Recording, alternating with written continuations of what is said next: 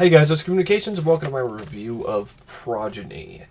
As you can see from it says from the creator's Reanimator. Yeah, well, it was a film released in 1998, direct-to-video through Sterling Entertainment, and it's directed by Brian Yuzna, and it's also, the story was co-written by Stuart Gordon. That's about as far as you can get to connect it to Reanimator. Just like you have, it's just like any of those other movies that say, from the creators of Nightmare on Elm Street, and it usually ends up sucking. I wouldn't say the Progeny is like one of the worst things I've ever seen, but it sure as hell wasn't that great. It's not Unborn 2 bad. It's Alive remake bad, but it's still not very good. I think the idea of it is interesting, the alien baby sort of thing, instead of but it kind of feels like a rehash of The Unborn. The film The Unborn, that I reviewed, it feels like that, but let's just take out the mutant baby and let's replace it with an alien baby, and then we'll call it a day.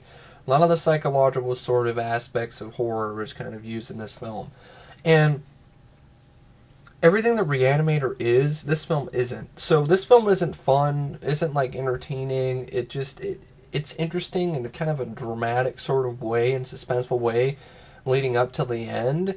And it kind of does suck you in with this sort of, sense of, I don't know, surreal sort of weirdness about it. The abduction scenes are actually interesting. I like the idea of lost time. The way that they show Arnold Vosloo, basically he's in the middle of copulating with his wife, and he gets lifted up in the middle of the act, and he gets frozen basically and lifted up into the air and then moved over onto the other side of the bed, and then the aliens just take his wife and do nasty freaky things to her in a spaceship. You basically rape her with tentacles, but and then they replace, take her, you send her back to her room, on her bed in the same position, and then they move Arnold Vosloo back on top of her, and their hands close together, they were like nothing ever happened. But then they realize that there's been like an hour or two that's gone past that they don't remember. So that was something kind of interesting. She has these weird hallucinations. She goes to a Whole Foods store, his wife, Arnold Vosloo's wife, played by Jillian McWhirter, and she goes to the Whole Foods store and has she sees everybody she looks at in the store has black eyes for some reason, and that's never explained. Why she's seeing that, never explained. You just assume she's crazy.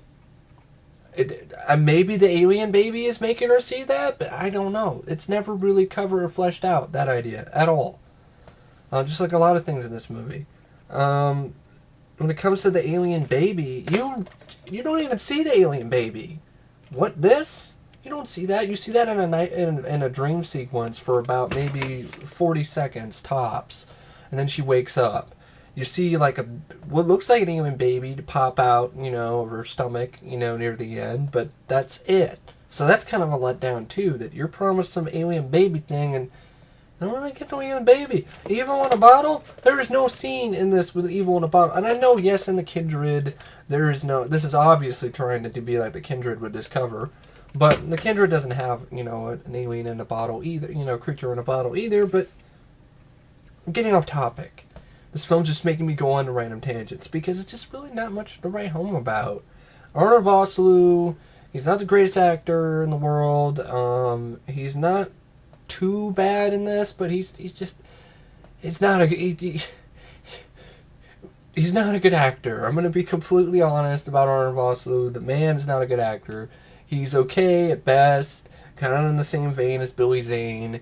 And the only reason why he got the role for the Mummy because he kind of looked the part.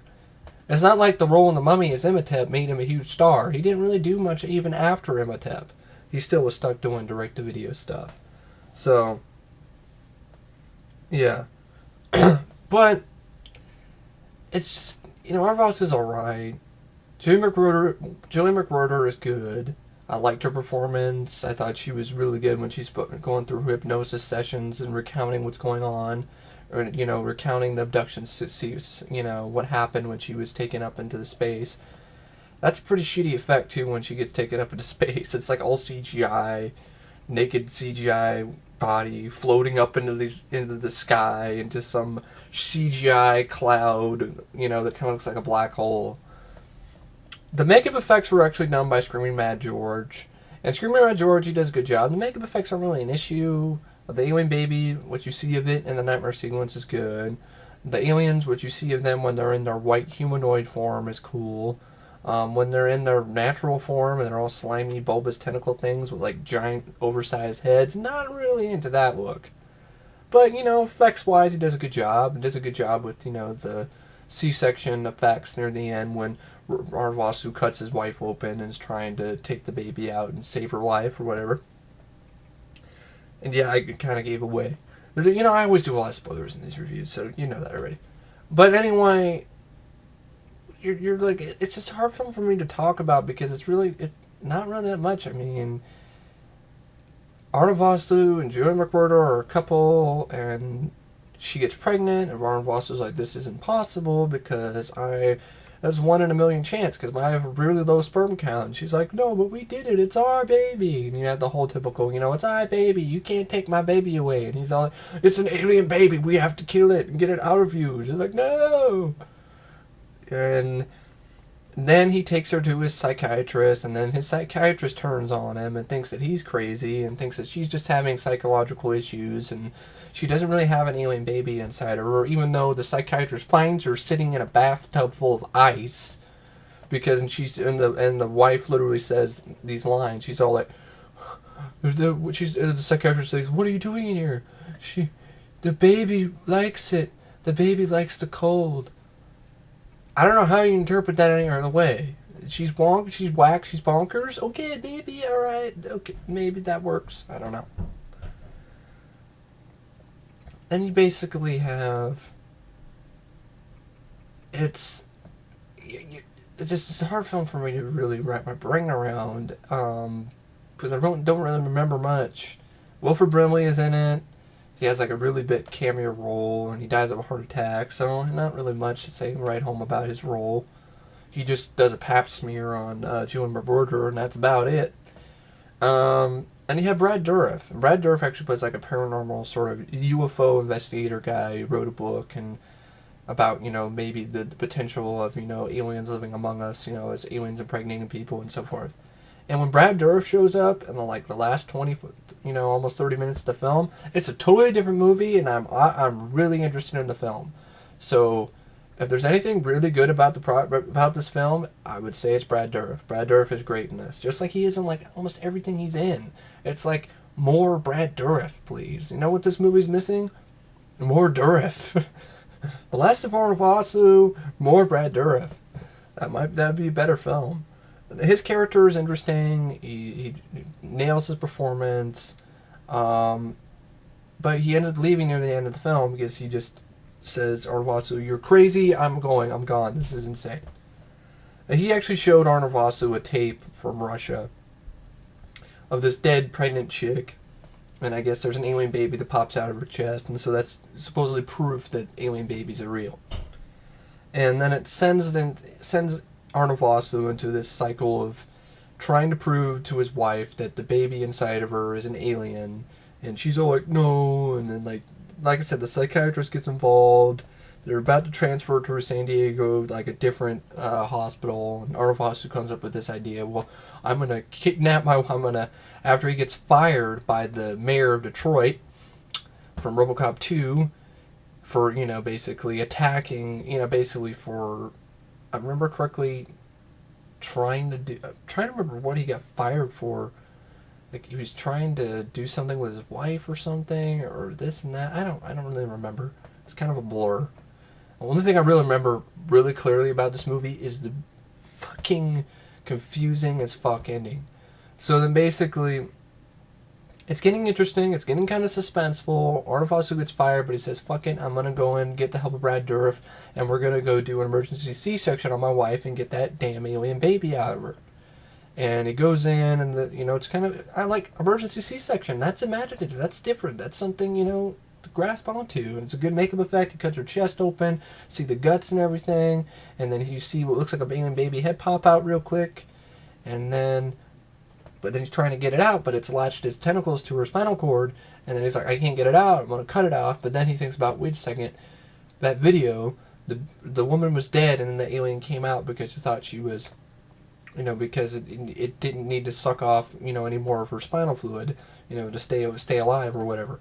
So he comes up with this idea to kill his wife temporarily with sodium pentothal and then bring her back to life.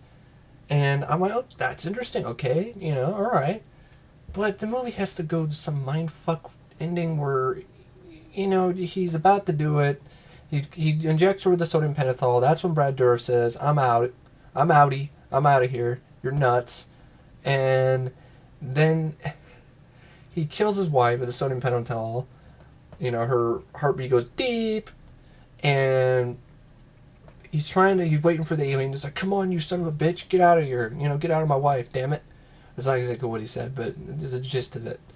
And then, next scene, psychiatrist lady and a bunch of cops come break into the operating room, and he's like, what happened? His wife is laying there dead as a doornail on the gurney. He's like, what? My wife is dead. She's dead. They took the baby. You're like, what? The time? I've lost 20 minutes. Right, 20... Really? The aliens took the fucking baby? God. So basically, because of that, our Vosloo ends up getting sent to prison for killing his wife and some surgical slaying. And then... This is how the fucking movie ends. This is unbelievable. So the movie ends with Arnold Vosloo in jail, and of course, actually before that, after he gets, no, the lost time, it makes you think that like he's now on the alien ship taking care of an alien baby, and they're just forcing him to be a daddy for, all eternity or some shit. But that's not really what happens, because he wakes up in a cell, and then and then he moves a chair into the center of the cell, sits in it, and his nose is bleeding. And that's a little reference to the whole sort of probes that the aliens have been doing. They've been shoving probes at people's noses instead of their butts, to monitor people and what they're doing. Yeah, that's what aliens do, I guess. They're not harvesting farts. They just want to, stick a probe up your nose, just to know what you're doing. So I shit you not, this is the end of the movie. He sits in the chair, light streams into the cell. He showed the same CGI black hole that looks like shit in the sky. He gets sucked up into the hole, and the end movie just ends there. So you're just like, what the hell happened? Okay, so I guess he got abducted by the aliens, and he's gonna get butt fucked for the rest of his life. Great, wonderful, great ending, nice one. So, I really don't know what to say about Progeny, except decent effects, good makeup effects by Screamer Matt George. The alien rape scene was efficiently creepy and unsettling. Good performance by Jillian McWhirter. Great performance by Brad Dourif. So performance by Arnold Vosloo. The score was pretty much not much to write home about. But it's a film that has interesting ideas, but not a good payoff.